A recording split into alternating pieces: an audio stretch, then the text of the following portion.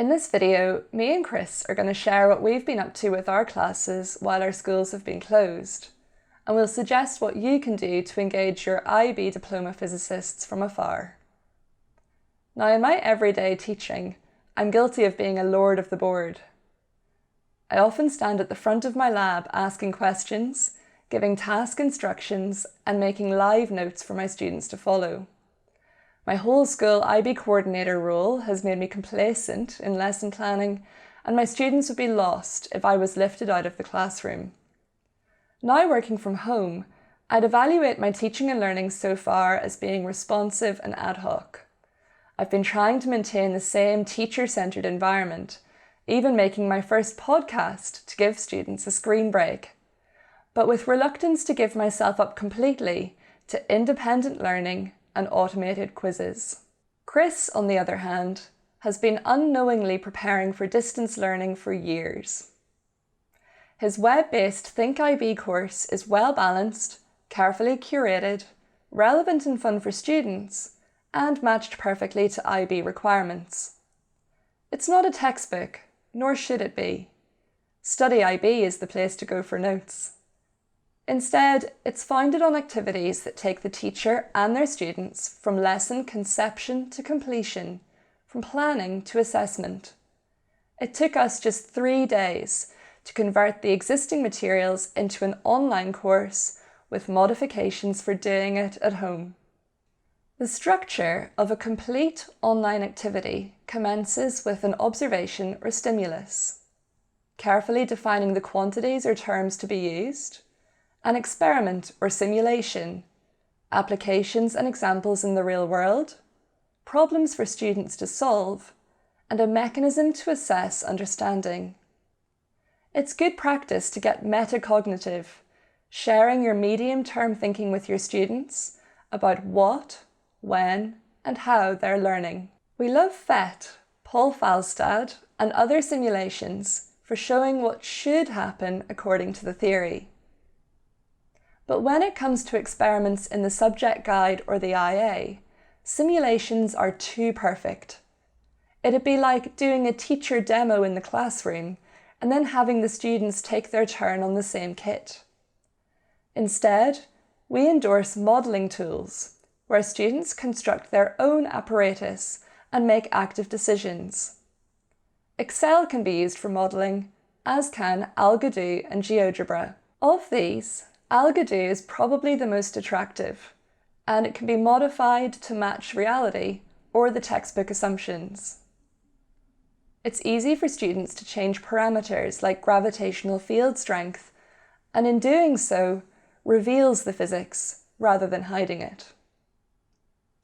Clone hundreds of elastic particles with no intermolecular forces under a piston to make your own ideal gas. Make a momentum cart using light wheels and axles. Use a rope and oscillator to investigate harmonics in standing waves. Cut glass to produce lenses of whatever refractive index you desire. Or make a container of water to observe floating and sinking. Geogebra kicks off with more of a blank canvas, in which students use mathematics to construct the physics. All of Chris's Geogebra simulations are available free, but they're at their best when part of an activity, such as these instructions on how students can build their own space-time diagrams. It's not intuitive, so be prepared to take time to support your students' development with scaffolds. In time, they'll come to realise that Geogebra might be just the means to answer their questions, such as about 3D polarisation, or the phase differences in pendulum waves. Now to hands-on experiments and IAs. Practical work in the home can often present more challenges than it would in the lab, but then challenges can be a good thing. Practical work should reflect not just what is supposed to happen, but what does happen, and our goal as teachers should be to facilitate explanation rather than accuracy. We know that a consideration of types of error and quantitative analysis of uncertainties are required to score well in the IA and the extended essay. What better way to achieve this than to use equipment that isn't quite fit for purpose? Think about coins instead of masses, an oven's thermostat instead of a water bath, multiple cells instead of a variable power supply, and even the tongue as a qualitative voltmeter. Think too about proportional quantities that might act as proxies for the variable of interest, such as depth in a swimming pool deep end for pressure. It might be helpful to start with an object you're curious about.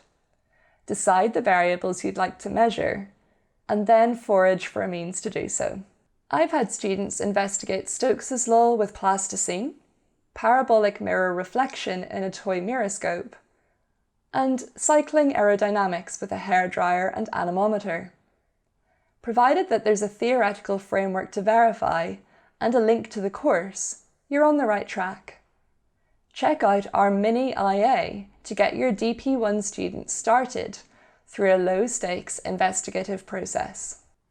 Remember that there are apps and software available for students to download free, such as Audacity for pitch and volume of sound waves, Tracker for motion analysis and videos, and the SparkView app by Pasco for discovering the accelerometer and light sensor already built into your mobile phone. It's possible for IB physicists to use databases as the foundation of their investigation. NASA, geological surveys, and citizen science projects like Galaxy Zoo may make data available upon request. But this isn't an avenue we would promote to our own students, not least because the very term database could refer to anything from a shopping list to Amazon's customer records. And as a more serious example, there's little originality in using data of recessional velocity and distance from the Earth to verify Hubble's law. So as we can see, getting distance learning right takes careful design to be engaging and comprehensive. The good news is that you needn't look far to find activities spanning the full course to immerse your students in IB physics. Think IB is for teachers. Set up a student group and the next term's work in the space of a few minutes, and use our author quizzes and gradebook to track how everyone progresses. This frees you up to give individuals support as needed through your school's preferred online conferencing tool. Study IB is for students. They can create their own accounts to revise from notes, videos, flashcards, and questions. The virtual tutor walks students through difficult problems using a network of hints for the ultimate in differentiation. Our videos explain concepts in the stages needed to solve problems, and we've written some original past papers with fully explained mark schemes. Students can even download the app for practice on the move. Whether you use Think IB, Study IB, or your own materials, we hope you now feel inspired to take your teaching at a distance to the next level with activities, modelling, and hands-on investigations.